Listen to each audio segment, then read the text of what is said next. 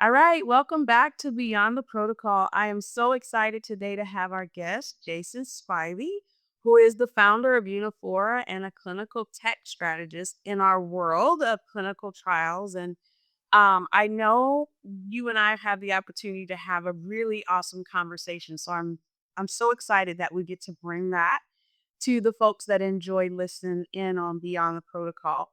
So I would love for you to take a moment and introduce yourself. And I think we can frame this entire episode by saying clinical trials don't fail because of bad platforms.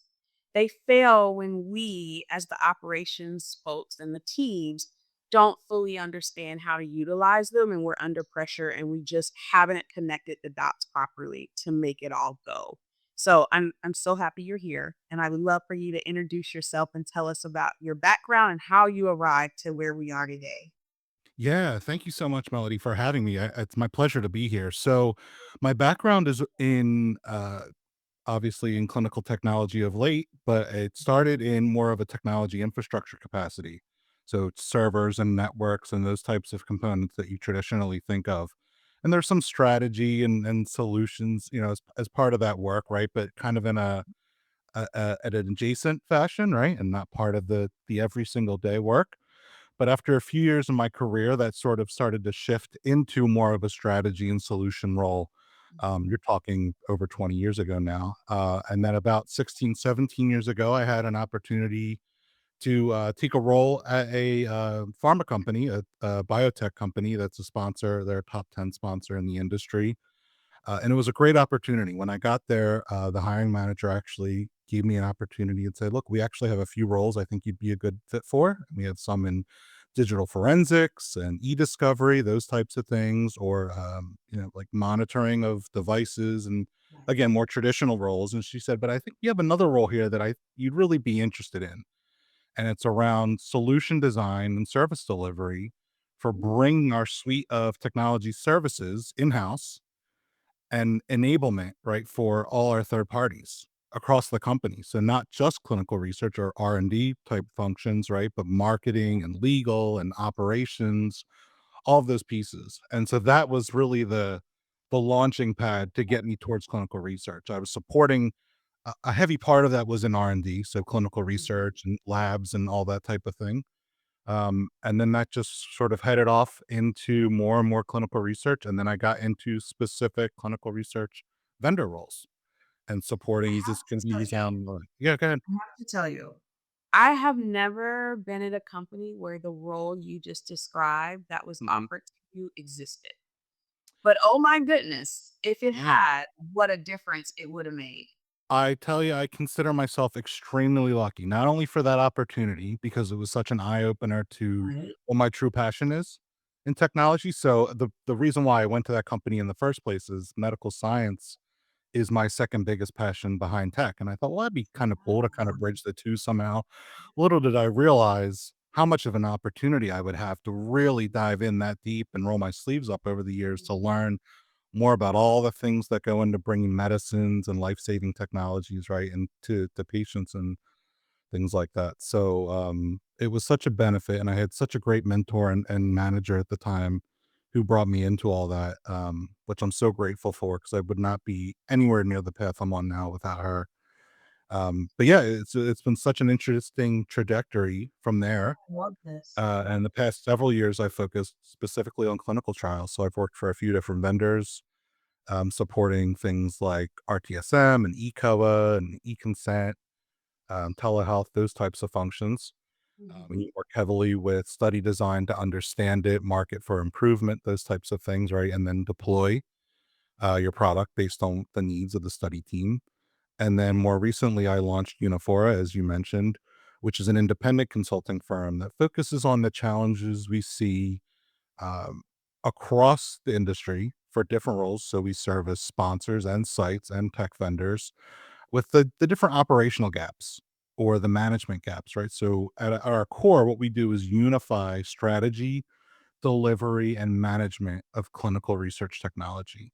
Mhm. In my career, what I saw was a lot of repeat patterns of areas, right, where projects would either fail or stall for a while or have to go back and do lots of rework, right, or respend millions of dollars, Yes. from common gaps. And so, in talking with a lot of colleagues and clients, um, independently without them being in the same room, I kept hearing the same message. It would really be great if someone had told us this ahead of time, or if we were aware of this, or if someone had had this sort of neutral oversight to steer Yes. things in the right direction. And that's how I got to where I am today. I think your journey's amazing. One, I'm not a techie. I tell everyone that. So I always line up with the ones that are the techies because that's how I get the job done. Yeah, yeah. But I do want to take a step back and just acknowledge I think the times that we're in our industry, very specialized, um, addressing a gap and partnering with companies Yes. that can come in, be nimble, flexible, and address the problem. And we don't have a lot of red tape, and we just know we're the expert. We can get this done, and we can deliver results in a very efficient way. And I think I'm starting to get the opportunity as a result of LinkedIn to engage with more and more companies like yours and like my company, where we have the ability to do such amazing things. But I feel like sometimes we may be overlooked because we're not as big, but we bring such a great alternative option to get a solution in place quickly and effectively. I completely agree with that. And that was why I was so excited the first time you and I ever spoke, because I saw the same thing and I see the same thing when I talk to others on LinkedIn, much like you, right? I'm getting this Mhm. opportunity now. We see this proliferation of individuals or small startups that work in these types of spaces, right? Where all of these little gaps are.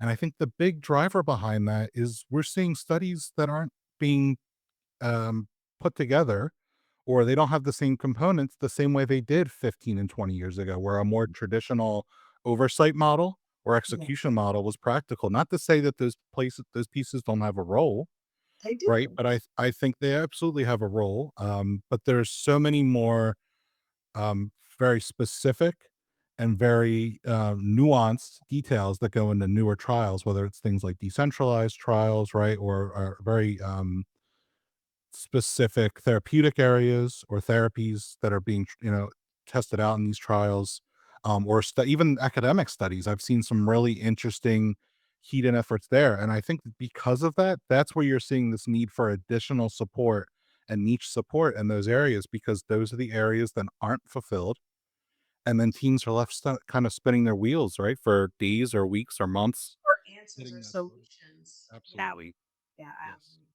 I think this is a great segue into the actual technology, right? Yes. And why it's such a critical component of our trials. And I know, the buzzword is AI, but it's not about AI. It really isn't. There's so many companies that offer amazing solutions under the tech umbrella to help us deliver our trials in the best way that we can. But when you don't know how to put them together properly and the teams don't know how to utilize all the functionality of the systems, then it's almost like, what's the point? Why do we have all of this here? Why do we pay millions of dollars to bring in a company with this technology expertise, this platform, and then we don't use it fully and we just use a little bit of it and then we have a system over here and then oh we better go get this system for this and now we need to do a data review so we're going to go get this platform when if you had just stopped and had an expert to strategize, right, Right. you may have only needed two systems that you already have instead of going out and buying five more. So I would love to get kind of your perspective of that and how you bring that expertise into organizations. Yeah, I think the first piece of it is really around understanding the principles of where people struggle, right? We see lots of conversation in places like LinkedIn, or in events, right, industry events, where people are talking about principles that they really need to extend into the Mhm. clinical technology realm, right? So you have people talk about patient centricity, or they talk about site centricity, or helping them out, right? We're helping improve workflows and things, and then people will sell technology But the piece that's often missing is how do you get from A to B, right? You can't just pick up a technology and go. Not to say again that those technologies aren't valid or useful, but a lot Right. of teams see that stuff and they wanna pick it up and run with it, and then they don't really understand how that gets put in place, and How tech to vendors. integrate it into the work that needs to be done. Correct, and Yes. technology vendors, I think, sometimes really struggle. They're very excited to work with these sponsors and sites and partner with them, Mhm. but then they feel like the weight's really on their shoulders to help them figure this out, and they don't either have the time or the right frame of mind, right, to really help make that technology Or work the for them. experience and expertise. Right, Yeah. right, and some teams will sell you that expertise, and sometimes that comes at a premium, and that's great. Look, there are teams out there, that do a great job with that, and there are sponsors and sites who have people Mhm. who help them, but the reality is many don't, and that's because sometimes that need is on demand, right? So why pay a person or a team full time when you only need certain times to bring those Yes. types of people in? Other times it's a functional issue, you know, it might be a pharma that's really nuanced, and focused on a key area, and they may have 20 people total in staff. They're not gonna hire a fleet Mhm. of 5 or 10 people, or even 1 or 2 people constantly just to handle these things. So, we try to come in and service them, but the way we do that is looking at what are their true goals, right? Listening to not just what they describe as their problems, but look a little bit deeper and say, "Well, what's the root cause of Mm. their current challenges?" And then what's their future path, right? What's their future goals? Where do they wanna get to? Right. And then how can we bind them with the right technologies, whether that's, placing them with the right technology, or maybe they've already identified what they wanna do, or who they wanna go with, and they wanna understand how that's going to work for them, right? So we don't replace anybody's expertise. We No, we help just bring those provide a expertise to strategy. fruition, right? Because we don't wanna Yeah. distract anyone, or we're not here to pull the rug out from anybody. Right. We want to make that process smooth for all the parties involved. We don't want vendors to be frustrated. We don't want Mhm. sponsors or sites to be frustrated.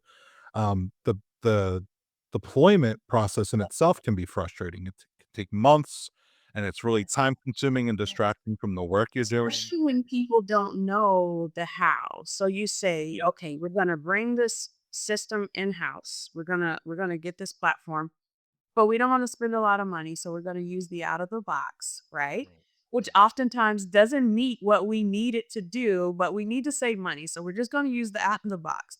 And then because we're compliant and we have to show documentation of our system requirements, we need to do a UAT. But then there's no script, and the team doesn't know this side of it. And so then we just kind of muddle through and we get it to go live, and then it fails. It Right. doesn't do what we need it to do. Right. Yeah, the worst thing you can do, I think the best way to sum that up, and I tell people this often, the worst thing you can do when you're investing any sort of resources into clinical technology is to do it to simply check a box, Mm. or to simply check boxes while you're going through that process. If you do that, you're already behind, Mhm. because you've lost your sense of purpose. You've lost the sense of how it's going to help your end users, whether that's patients or site Mhm. personnel or data analysts, right? So you really have to keep your eye on the prize the whole time as you're going through that process. But in fairness to everybody involved, that can be really difficult. Your job's already busy enough with everything you're doing, and then, as we know, study startups or even, technology initiatives in general, they rarely stay on a straight path when you're going through all Right. these things, right? So, Right. it needs the right attention to focus, and a lot of, I hate to overuse this term because people sometimes misuse it, right? But people talk about North Star initiatives and things, right? Oh, And yeah. keeping things well Yes. the set. And that's something I think is really important when you choose a technology or a technology strategy. Agreed. Because if you don't, you end up, it just came to me, a tech stack flop. That's what Yeah. you end up with essentially Yeah. in your organization where you've gone out and you've not had a strategy and you select all these pieces and components of different platforms and it just flops because nothing works together. Yeah, it's such an interesting piece because you have the tech stack to worry about, and you don't want that to tumble over. but at the Mhm. same time, you have to consider your people. So it's really an operational stack in a sense, right? Where technology is a part of your foundation, but you have to figure out how you're going to get your people to work with it. And because you have people from different backgrounds and skill sets and different focuses with what they're doing, you have now your job is two or threefold because you can't just come up with one. I see sometimes people will really focus on yeah, we're gonna, sell people on this and get buy-in and get the who. So maybe the sponsor or the study people running the study, maybe they have buy-in, but your site team doesn't, or vice versa. Maybe site teams are all in, and Mhm. that's a feat in itself sometimes because they're all over the place and really busy. But you get their buy-in, but then it doesn't help patients or it doesn't help the biostats people that right, they're getting all this data and they're saying, "This isn't helpful to me. I didn't ask for this," right? So you have to do things in a way that are going to be efficient and as smooth. I can't say things will be perfectly smooth because this industry is just so turbulent. But you don't want to invite the opportunity for more turbulence, right? Or chaos. It's Yes, just love the advanced term never. or chaos. So yeah, and I think it's a really good way for us to talk about the people behind the tech and the platforms and the systems and the strategies that we decide to bring into the organization. Because a lot of times what I hear is, okay, we'll just train everybody. And, like, it's not about training. It's Right. literally not about training. So, I wanna hear how you feel about training versus enablement. Like, how do we really make sure that from an operational perspective, our teams are ready to manage and handle the tech strategy that gets deployed into our organization? Yeah, there's a lot of components that go into that. So I think the first piece is having champions and buy-in from Mm, your population, right, going into it. If they already have a very negative feeling going in to start for whatever reason, prior experience yes. and things like that, you have to find a way to turn that around.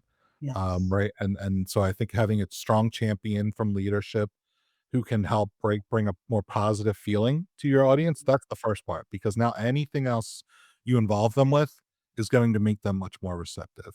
Yes. And then from there, you really have to work on the awareness part of it, right? Which means, giving them context around why they're getting involved with this technology. Why is this being brought in? Or what's the future mode going to look like? What And then problem does it solve that's what gonna help problem you in your day to day? exactly, the true value. I think a lot of people get caught up in looking at how can we make this platform work? How can we make it look Yes, nice? How can we make it easy to use? And that's an important component. But if but not even the if only one. it's not the only one, if that's the only thing you're doing and it's still a great to use platform, but it doesn't provide value and benefit Right. for its users, people are still going to ask, what's the point? Because they're still going to have to take that time to learn it, Mhm. remember it. And in this industry, it's not the only platform they're using. It's not the only study they're on, right? There's 5 or 10 or 15 other things they're using, and they're not using it full time. So they have to come back for a refresher later, right? All those different components. So it's really important for them to understand what the benefit is, how it fits into their operations, right? Their day to day job or their weekly job when a patient comes in for a visit or whatever it is, right? I think also helping in the case of sites, helping them understand how it's helping patients. That's Yes. important because I've heard, sadly, stories of patients who go to sites and they're there and they're trying to talk to the site and the person is a cheery person, but then they have questions about, oh, what is this software? What's this app you're telling me to download? Or what's this form? And sites will say, I really don't know, or I'll have to get you the answer. And patients are sort of befuddled by that sometimes, right? So having that sort of preparation and context and things like just in time training or reminders or tool tips that are within platforms that help people quickly remember what it is they're doing right now or what to enter or what's the step right behind this, right? So again, for contextual awareness, I think those are all big factors. I agree. And sometimes just a little common sense sprinkled in. I was visiting a site last week and helping. Um, they're new to research, and so Okay. I got the opportunity to go down. It was wonderful, and something that struck me um, asking just for user manuals. She said, "Well, is there like a user guide that you can give me for this system?"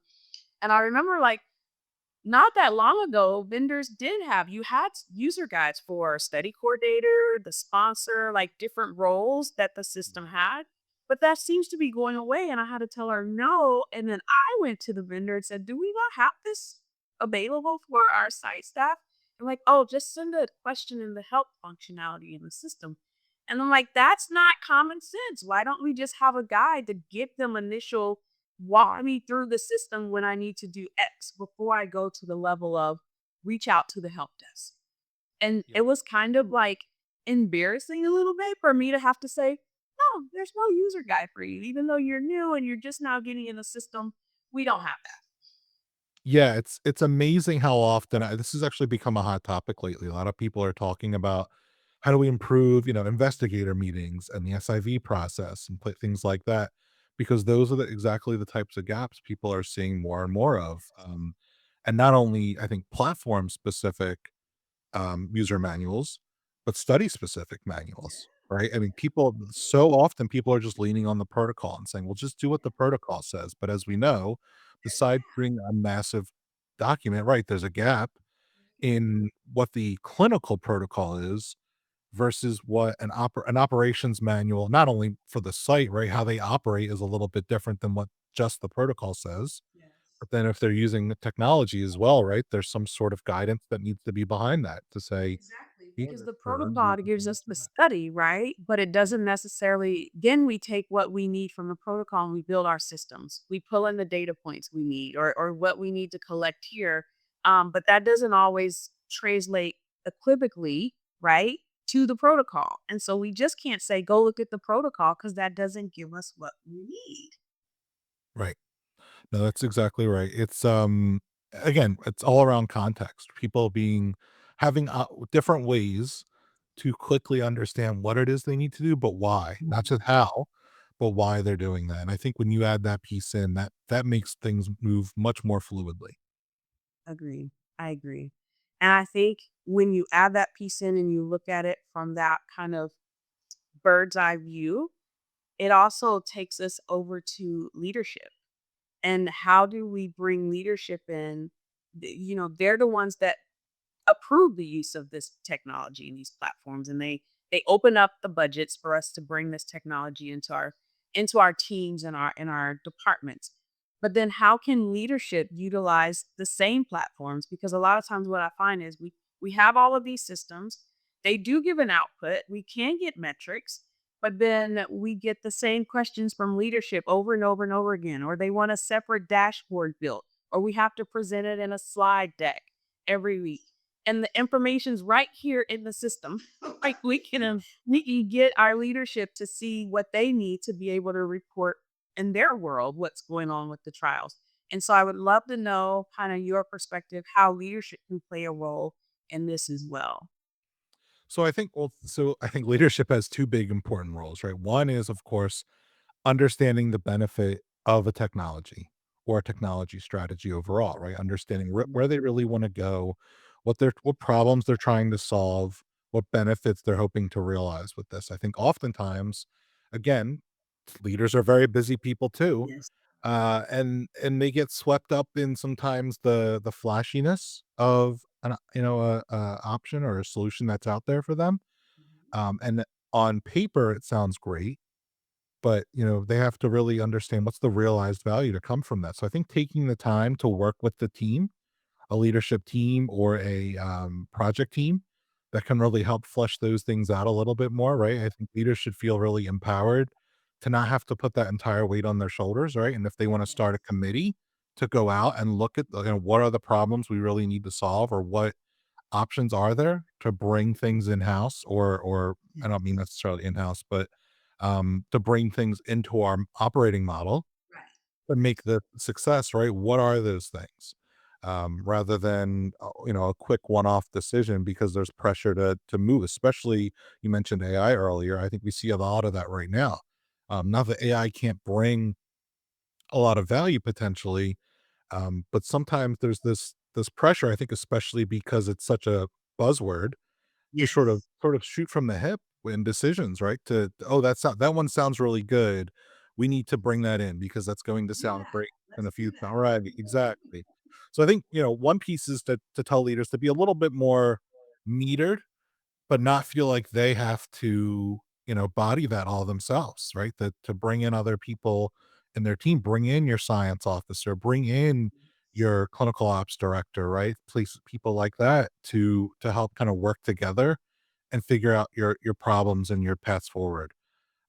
And then the other piece of that is, I think, really understanding, and that goes hand in hand with the first, which is understanding what are your metrics for understanding success. So when you talk about dashboards and things like that, whether it's overall for your overall strategy or you're talking about metrics for a specific study, knowing Exactly. where you want to go. I think the biggest people joke a lot about dashboards. They'll make a comments about, oh, that's great that you're selling a new platform, but how many dashboards does it have? Right. Like, because that's what people always ask about. But so many dashboards, I can tell you, Melody, they go unused. People will Yes. obsess about wanting them to exist in a platform or somewhere. And then they're never leveraged because they know that it's important to have quick analysis visibility Mhm. into statistics like that. Um, but there's not necessarily a lot of thought given again about what is the value about that or what is my target for what I'm trying to achieve. And so I think the best thing you can do for those pieces, for dashboards and analysis is, again, understanding what it is you want to achieve with that information, right? And then use that to work backwards and say, okay, well, this is my goal. Yes. Now, these are the metrics I need to measure that goal. And then this is how I need to display it. And then, okay, programmers, right? Let's go build a dashboard or let's find a platform that has these dashboards or can email a dashboard summary so that I don't have to go log into a system, right? If it's anonymized data and things like that. So, And I feel um, like that's pressure testing the strategy before yeah, you decide that this is how we're going to proceed forward. You really get the opportunity to make sure this is what we really need. yeah, Um, that's such a big Instead of part. doing that on the back Yeah, there's people think about, like you mentioned UAT, right? So people, and that's an important piece, making sure your technology is working and end. meets the user's requirements. I think having the right user requirements though is the more important part. If you're checking the boxes because they're steps, but those steps don't really have any contextual meaning to what you're doing for your study or What your you output need it to overall. do.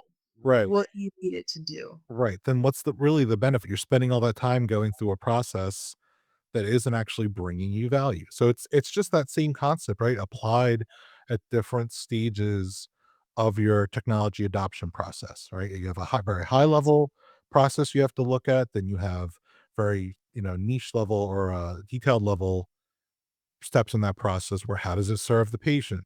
How does it Mhm. serve the site? How does it serve data analyst or data manager?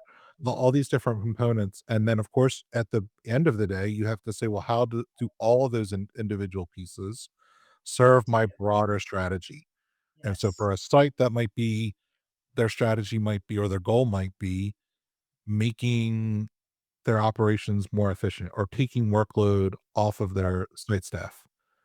Right? For a patient, they're not really in charge of this, Right. but they're going to be more They're likely to stick impacted with by a it. study that helps them. Mhm. People forget that just because you get a patient in doesn't mean they're staying, right? Right. And poor technology adoption can realistically lead to I've massive seen it. schooling iPads and that don't work or right, wanting to use technology for a population that's older and not as tech savvy, and you don't have a paper option. They're right. forced to use an iPad or an app, and then they're like, "Forget it." I mean, Yeah, and I think, I think that's like a common example. I think, the biggest piece to that because there are some cases where those populations even will enjoy the benefits of if technology at if times. we have it set up properly. Right, exactly right. That's the piece people forget about, right? So Yeah. people will say, "Look, it worked really well in this study," and I always point to, "Yes, but go back and look at how that study was designed or look at how that technology was implemented, and you'll see why that was a great fit and why there was such benefit realized in that Yes. particular study." For every 1 or 2 of those, I can probably name 5 or 10 that may have been a disaster for that same Yeah. population And that we're because pressure testing Right, We didn't exactly. pressure tests, Right, right? We just right. assumed it would work because it did for this study. Exactly. Yeah. So those are things that leaders need to really be privy of, is having open dialogue with the rest of their team and the teams that their team work with, right? To understand, what are these problem areas? What are we really trying to solve for? And then Mhm. once you have that target or set of targets, right? Now that's what you can execute against. And that's your grounding or anchoring factor that you can continue to go back to Mhm. and bring things right and make sure you're really on the right path. Because if you have no single point that you're focused on and you're going through your study startup process or your technology deployment process and you don't know what you're supposed to be looking at, Mm. it's like you're on a ship, right? And you've been in the storm or it's a cloudy night. If you don't have a star, that's what North Star kind of came, right? If you don't if you don't know what you're supposed to be looking for in the first place, Right. there's going to be a rough day, Yeah. or a rough week. And then, if you lose traction on that, or I've even seen, where platforms do a major overhaul mid deployment or mid study startup, right? And Yeah. so what you bought into, It's 3 months totally different later now. isn't right. It's totally different by the time you actually go Mhm. to launch, and so that can be a very stirring situation. And I feel like we're bringing up, all the Very negative specific scenarios. scenarios, Right. but yeah, that's why you need the expertise and the strategy. Um, and as a leader, one of the scenarios I see over and over and over again is the decision to invest in technology for our trials and our programs. But we oftentimes don't truly understand what the investment requires for the platform to do what we need it to do. And so we make an investment, but it may not be enough to get the system to be as robust as the vision we have it to be. And so we get it, we set it up, and then we start to use it, and we realize we need to invest more to upgrade for it to work the way that we need to. And so again, we didn't pressure test the strategy. We've made an investment, we don't have more to invest in it. And so we've got a platform that now the team says, we're just going to sit this over here and go back to what we were doing. Because even though it wasn't as efficient and we really would like to have technology to support it, we're just going to go back to our old way.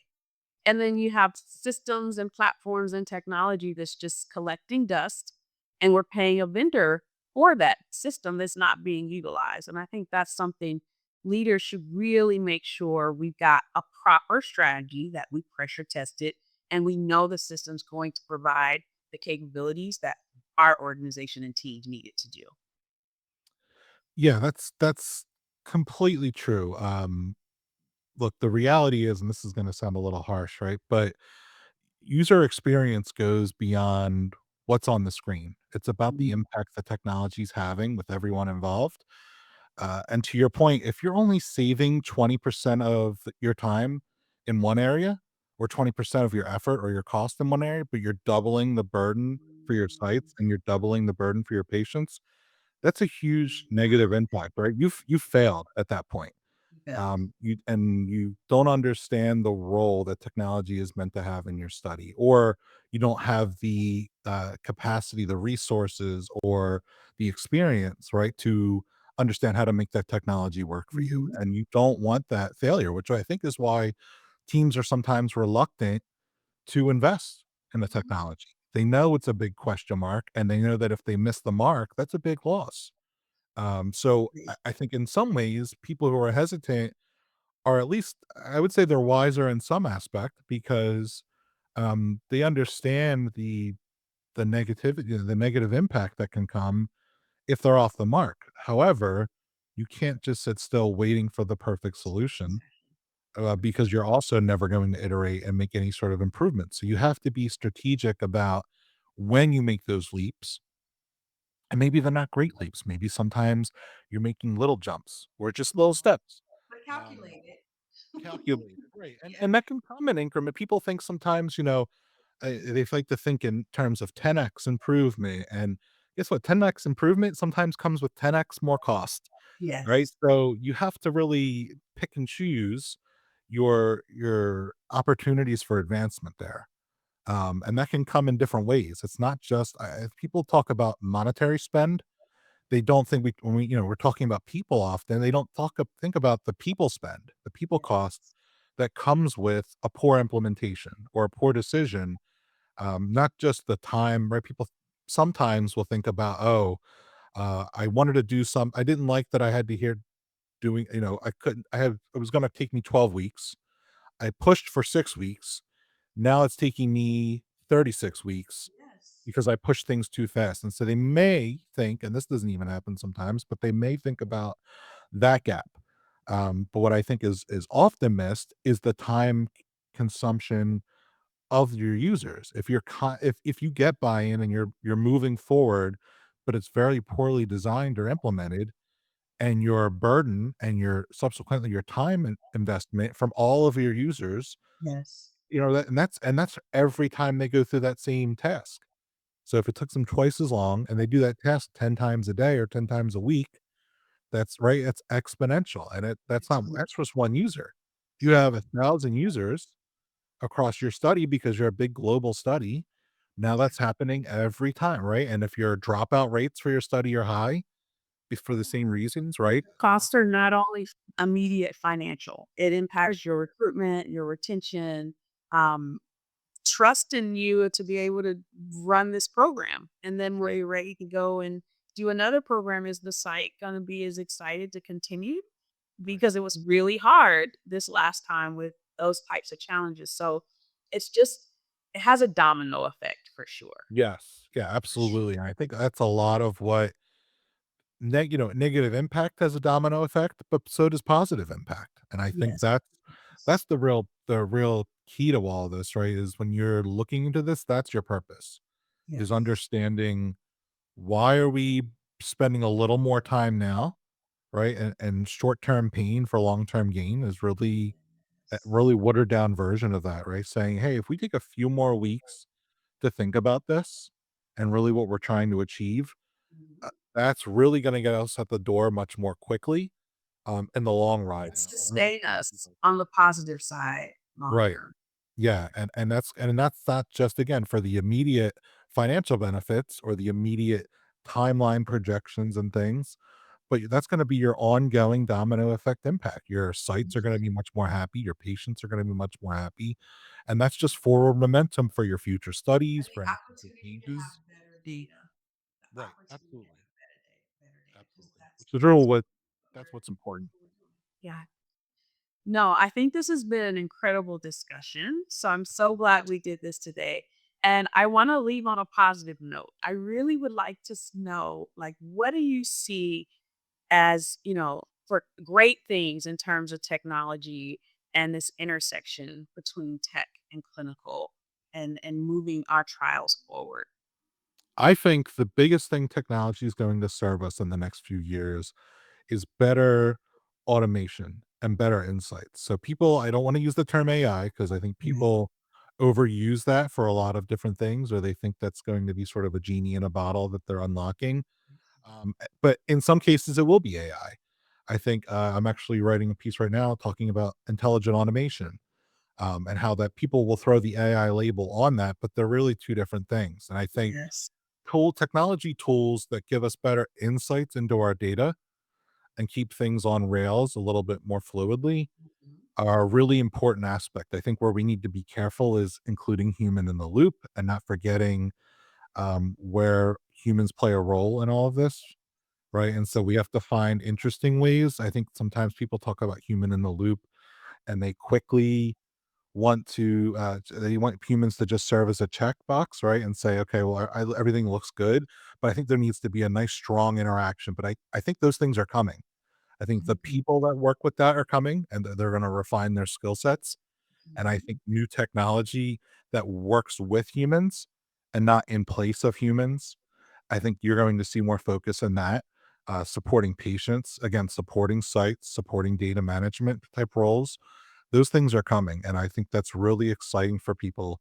And we're going to what you're going to see people working through in the next few years is refinements to that. Yeah, I love that. And I love to hear the opportunity for retooling of the professionals that have the subject matter expertise and how they can view themselves as becoming the solution to technology moving forward. They'll be part of Absolutely. that and not Yeah, replace people are going to, I think by force, but I think we're seeing that willingness now. there are early adopters now who are sitting there saying, how do I not just push a product, but how do I really leverage technology for a benefit and understand how to make it work for my team or be a champion for my company, right? To help others get on board and elevate them to that level to make technology work for them. And I think that's something we're going to see a big change in the next, where we are 5 years from now, Oh, we're 2030. Can't believe it's 2025 already. But I think in 2030, this conversation will be very different because we will already be so much further down the line in terms of, as humans, how we perceive technology, much like, the difference between the early 90s and the late 90s, right? People's perception of the internet and all that was two wildly different things. And I think we're going to see that with how technology benefits us in business and especially clinical research. I agree. I agree. Well, thank you, Jason. It was great having you. I think this was an awesome discussion. I hope everyone gained some nuggets and feel more informed about technology and how we're using it. Me too. Thank you so much, Melody, for the time. And this was a great conversation. I look forward to talking with you more in the future. I do too. Sounds good. Thank you so much.